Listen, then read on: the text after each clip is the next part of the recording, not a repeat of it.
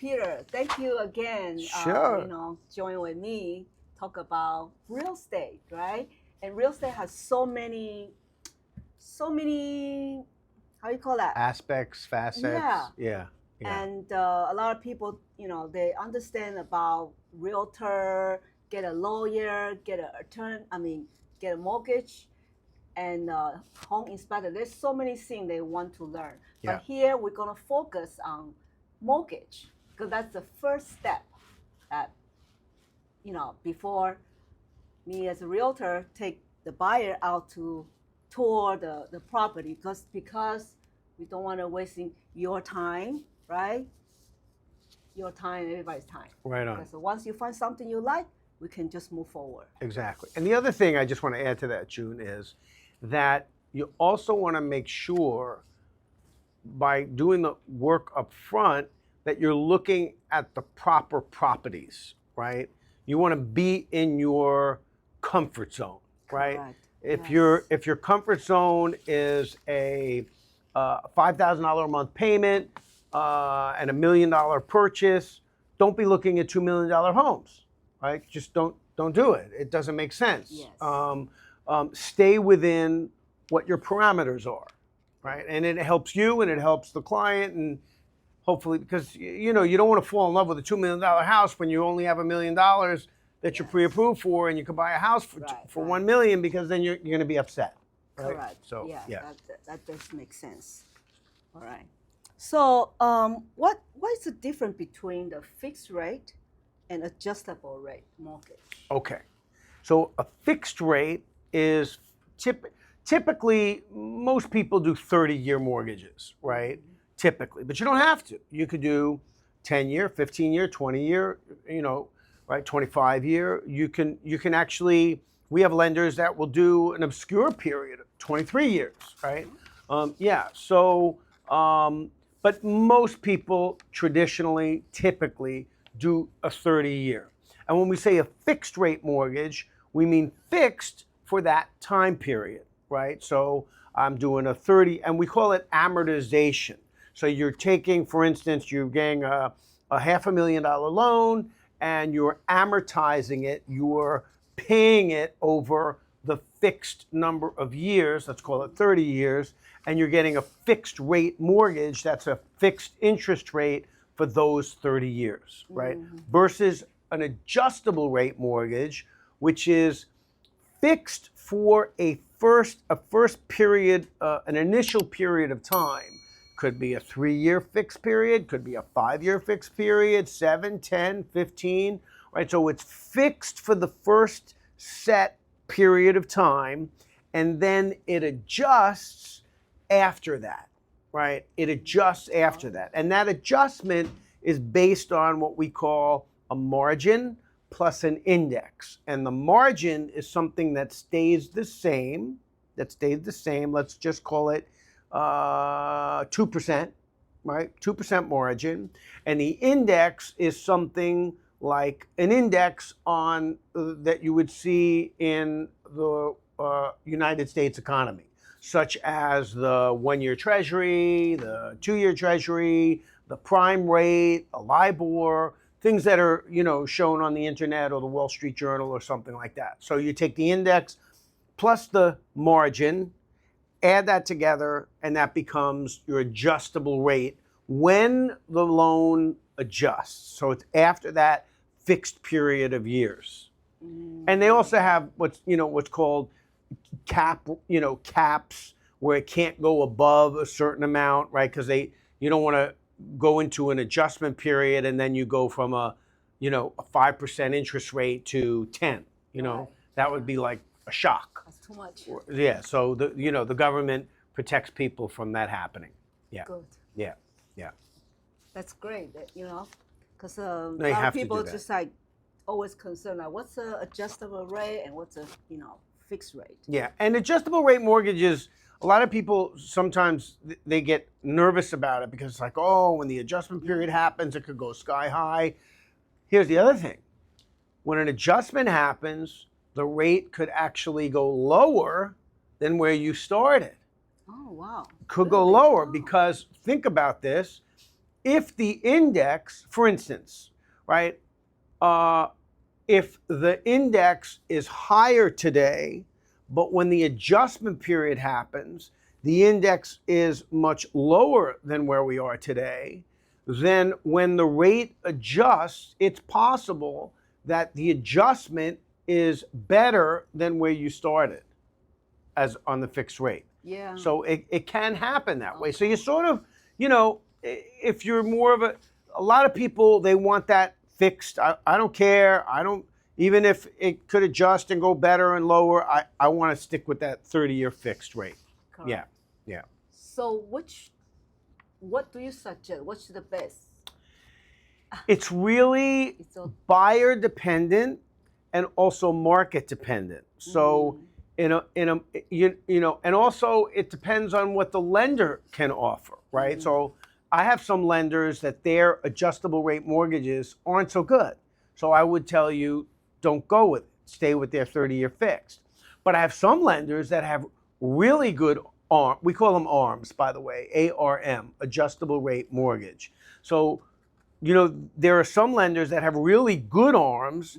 So I might say to someone who's also open to it, right? They're saying, they might say to me, well, you know what, Peter, I'm not going to be in this house, or I'll pay this mortgage off within 10 years. I'm probably going to pay this mortgage off within 10 years. And then I'll say, okay, great. Well, then maybe look at getting a 5 or a 7-year adjustable rate mortgage, get a lower interest rate now, and then when the adjustment period happens, you can determine, right, you can do a refinance, right? That's the other thing. Before the adjustment happens, let's say that you see that the index is much higher, that when it adjusts after that fixed period, the rate's going to go much higher, you could refinance out into another mortgage and get perhaps a new ARM or a new fixed rate mortgage, right? And lower your payment. Because interest rates, listen, most people stay in a mortgage for approximately 7 years, whether they sell the house or they refinance, because a lot of people, they refinance not just to get a lower rate, but they refinance to take money out of the house to perhaps pay off debt, or perhaps to take money out to go buy another property. I have a lot of clients that take what we call the equity out of the property to go purchase another property, right? So, yeah, on a HELOC. Right. A HELOC, which is a home equity line, HELOC, home equity line of credit. And then we also have a HELOAN, which is a HELOAN, home equity loan, right? And these are what we call second mortgages or second liens on the property, where you're taking money out, right? You're leaving that first mortgage. Why are you leaving the first mortgage? Maybe because you got a great interest rate, you don't want to touch it. So you take out a second mortgage to go take this money and go do something else with it. Yeah. Wow, isn't that great? So there's so many options here. There's a lot of options. And if you need a loan, you know where to go. Please feel free to call. Because it's so important. You want to make sure you are comfortable, right? And you can affordable, right? So Peter here can really help you out to find the best loan that fits you. Yeah, thank you, June. Yeah. Thank you. And those are two great words that you just said: comfort and affordability. Right? You got to be comfortable, and it's got to be affordable. So yeah, agree with you. Yeah. And just wonder that are there any special loan programs for first-time buyers or special professional? Great. So first-time home buyers, there are grant programs where there are lenders that will give basically free money if you qualify. Typically, the qualifications are being in a certain income bracket for the area that you're buying in, and also typically there's a purchase price limits on those as well.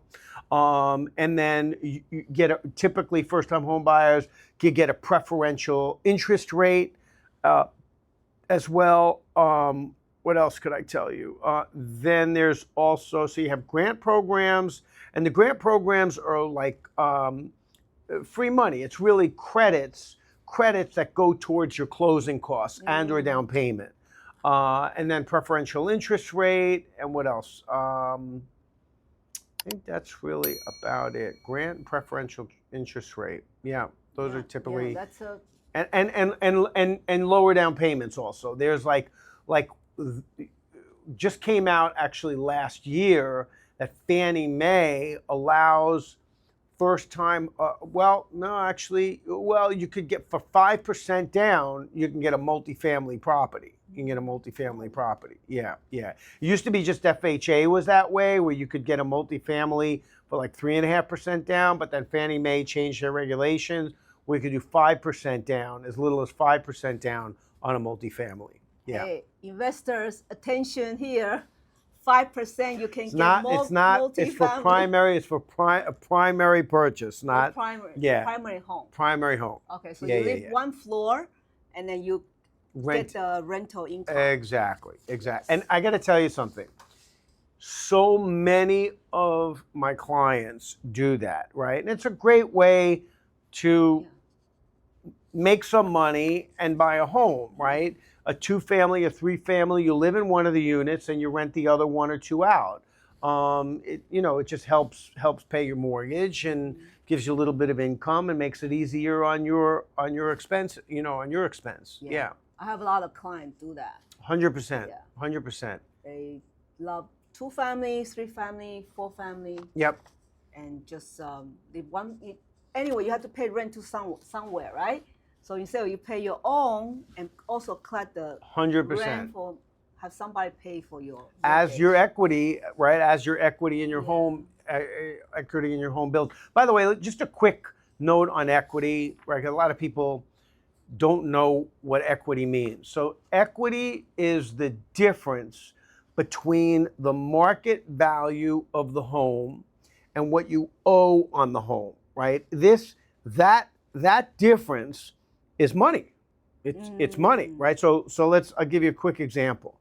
If the market value of the home is like $1 million and you owe, your balance on your mortgage is $500,000, then you have the difference, which is $500,000, right? The difference between $1 million and what you owe, you have $500,000 in equity.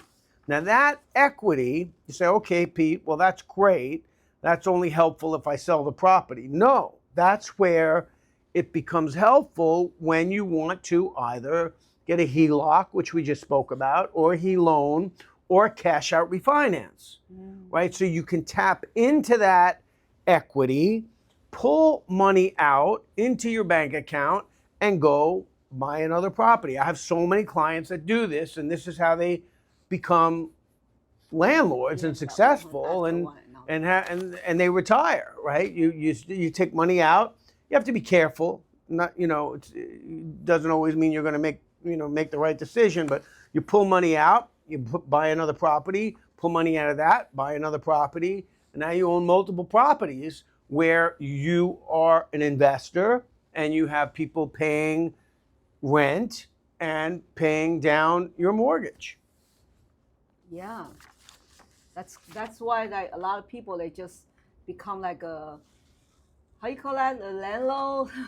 Landlord and investor, yeah, 100%. That's 100%. a very good way. Yeah, I have a lot of people who do that. It's incredible. I mean, I actually find it quite inspirational. I mean, I've had clients that have done that a few times over, and it's like, oh my gosh, this is such a wonderful way. And so many. I mean, a lot of people who are listening to this probably know about this and say, yeah, that's exactly what I want to do, or I have friends that are doing that, or maybe you're even doing that. So, but it's a great way to become, self-sufficient and not have to work, in a job anymore. Yeah. So that happens mostly that people who owns a home. What about people who owns like apartments? Like New York City has so many apartments, like condo. Yeah. Co-op. Well, there are a few places in New York that will allow for an investment co-op. Typically, co-ops do not like, co-ops are set up, cooperative, right? So it's really like a group of people who own a building together. And they don't really own the apartments, they sort of own shares of the corporation, right? So typically in a co-op, it's really not for investing, it's for living, right? So that those two really don't go together. But condos, yes, many people buy condos for investing purposes. But it depends on the condo, right? Some condos, you got to look at the HOA dues, which is homeowners association, which is the maintenance, right? You got to look at what's the HOA dues for the particular condo and what's the mortgage payment. Because sometimes these HOA dues and the mortgage payment and the property taxes can be quite high, right? And you're not going to get enough rent. The idea is you really want to try to get enough rent, if not more rent, to cover the mortgage payment. That's right. That's ideal. That's ideal. Yes. Right. You want to have, if you could get a bunch of properties where the rent is more than the mortgage, now you're making money. Now you're making money. That makes sense. Yeah. Yes. All right. So let's move on to latest market condition. Latest market conditions. It's been a little, if you're following the news, right, with the tariffs, a lot of countries are not happy with us in America. Things change, every day. They're really changing every day. This morning, the news came out, high jobless claims, higher than expected, right? So rates went down a little bit earlier today.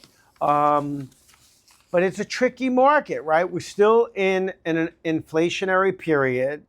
Interest rates are still higher, than I think a lot of people would like. We're hoping inflation will come down a bit and rates will continue to come down. So I think we're sort of in uncertain times. It's just uncertainty, and it's like a day-to-day.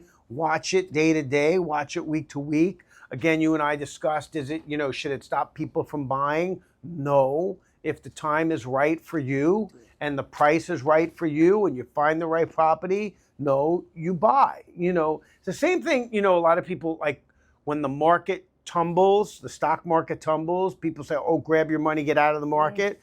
No, there's opportunities. You gotta find the opportunities. So, again, if it's the right time to buy, you find the right thing to buy, right home to buy, go do it. Actually, from the previous that you talk about the COVID, right, timing, I remember that I had so many investors that contact me.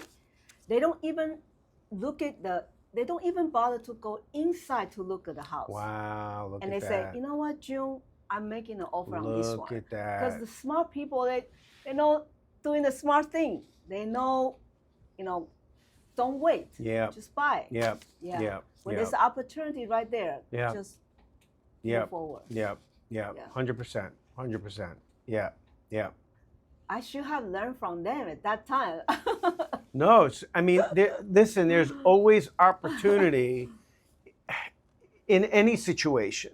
Really, in any situation, right? You just have to find it. Yeah. All right. So, okay.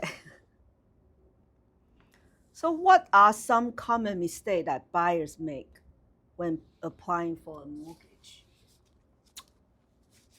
Okay. Common mistakes. I would say not getting pre-approved, right? Not going out before, not speaking to a loan officer before you go out looking for a home. So you're not prepared, right? People aren't prepared. Also, I think that buyers should follow the instructions of their loan team, their loan officer and their loan team, right? We have I smile because, you know, my team and we just had a buyer recently who had, I don't know, 16 plus gifts and gift letters. And that is a true pain to deal with. Oh, wow.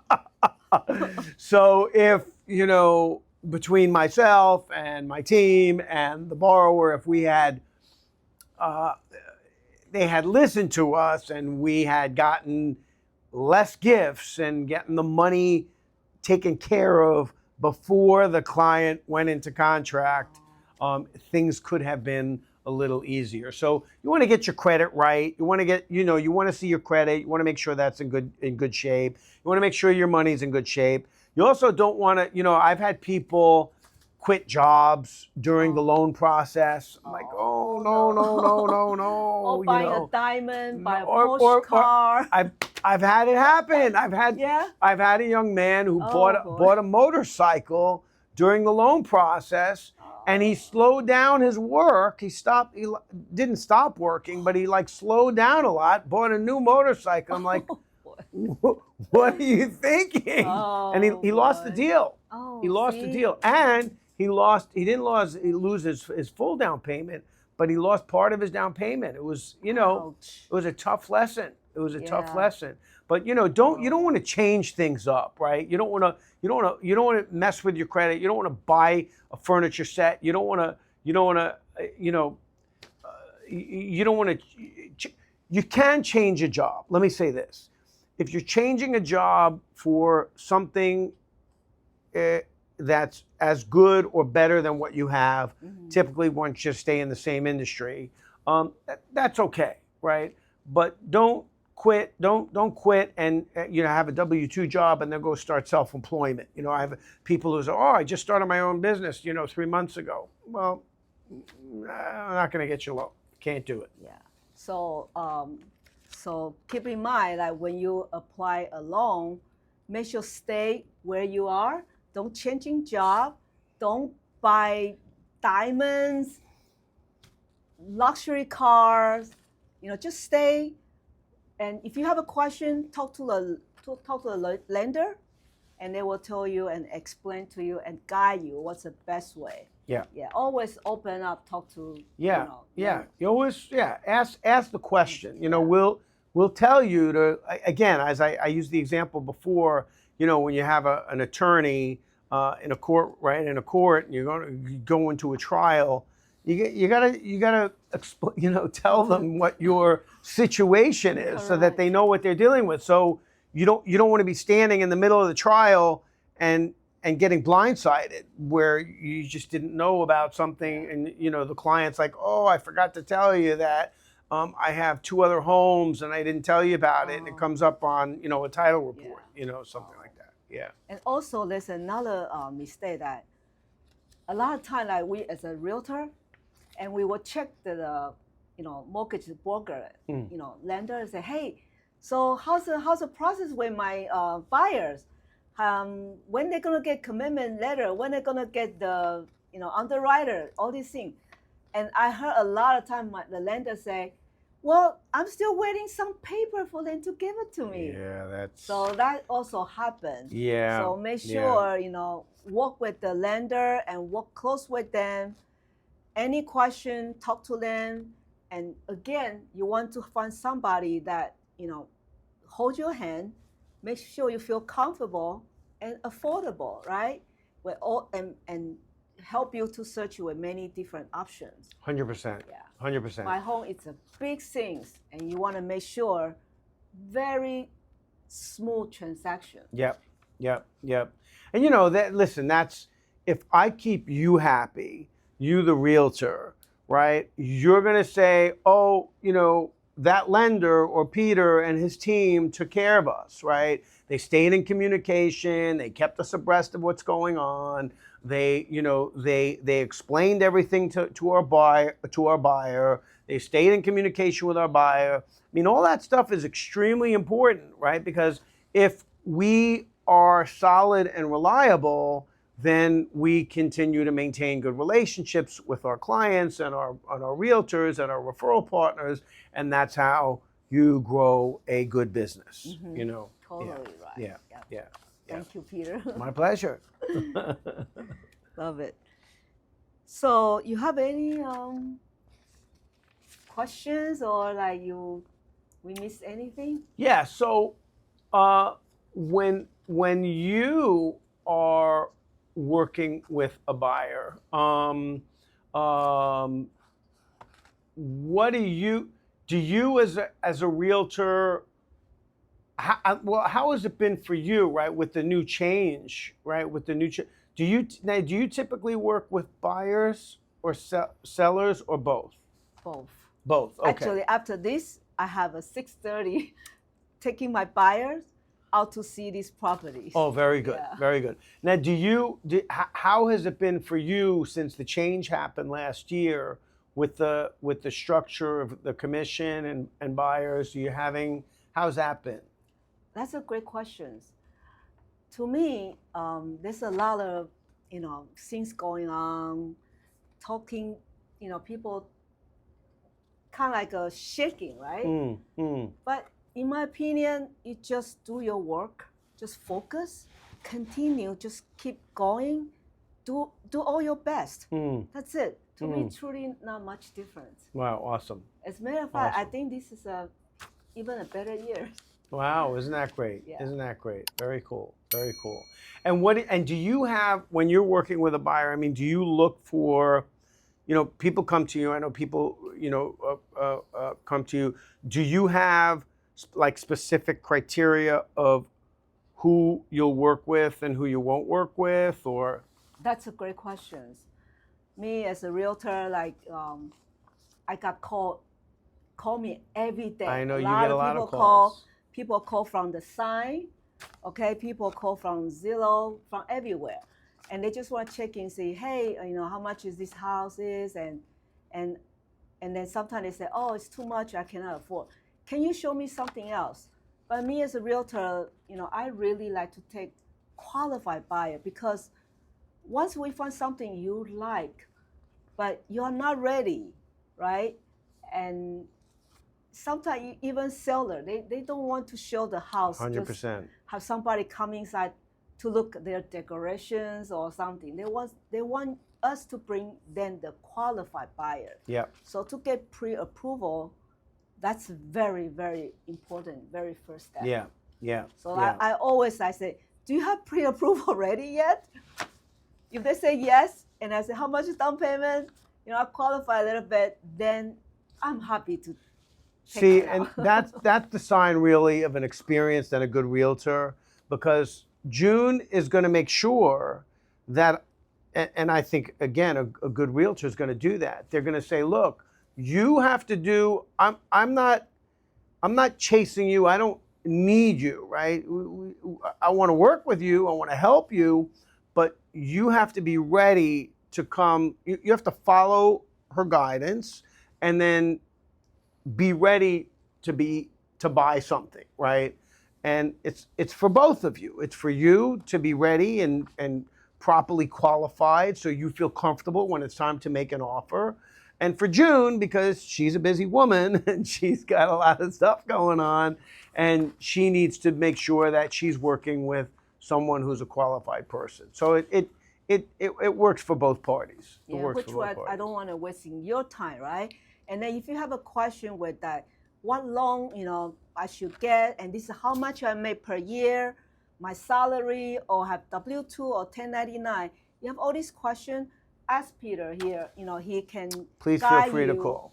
What the if I can't answer your question, we'll get you to Mayar, and she will answer your question. No, I'm kidding. Mayar is my awesome right-hand person who's sitting right over there. Oh. Yeah, so he has Peter has a great team ready to help you to get the right loan, and make sure you taken care of, affordable, right, comfortable, moving. Yep, you got it. You got it. And I'm even a little reluctant to say this, but sometimes I do speak to sellers, right? So sometimes it'll happen during the loan process that someone, like a buyer's agent and a listing agent will ask me, hey, can you would you mind speaking to the seller just to make them feel more comfortable, that everything is, and I have no problem. I'm happy to talk to anyone, who wants to talk to me, and explain to them, as long as they're being decent and respectful, Yeah. right? Because I don't like disrespect. But to explain, hey, listen, everybody wants to know that everything is okay, right? Is everything okay? Everything's okay. Is this going to go smoothly? Yes, everything's going to go smooth, right? And how do you do that? You do your homework up front, Correct. right? You do your homework up front. So, yeah. Yeah, I do have a lot of sellers that they're looking to downsize. Yeah. Yeah, they cannot climb the stair anymore. Yeah. They even cannot take the garbage can out from their door. Yeah. So a lot of sellers, they are looking to sell and buy. So definitely will, happy for you to explain Please. to them Awesome. the right process. Yep. Especially for elders, right? They get nervous. Yeah. 100%. They want to be very 100%. comfortable. 100%. 100%. Got to keep people comfortable, make them comfortable. Yeah. All right, thank you, Peter. All right, June, thank you. Great to see you. I'm so glad you came out, and we'll keep doing it. Yep. We'll keep doing it. Very good. All right, thank you.